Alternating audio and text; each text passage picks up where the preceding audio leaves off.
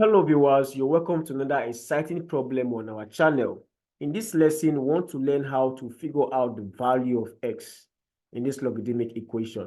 Now, I'm going to show you the rules or the laws we are going to be using in simplifying this logarithmic equation. Now, the first thing you should have in mind is if I have a to the power log b base a.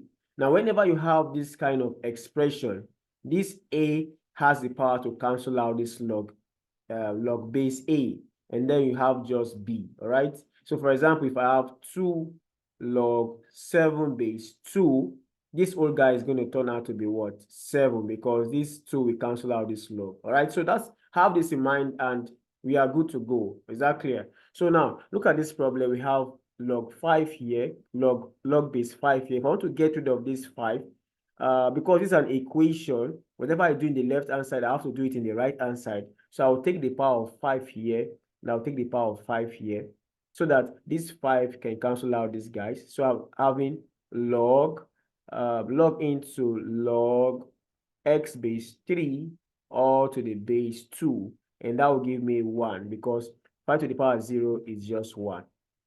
Now you see how it's happening. So we now take the power, the base 2 here. If I take the second base here, these guys we cancel out. So we have log x base 3 is equal to 2.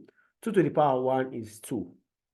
And now to get rid of this last logarithmic operator, you take the base 3 here, So these guys we cancel out. So x is equal to 3 to the power 2 is just 9. Thank you for watching. See you in the next class, and bye-bye.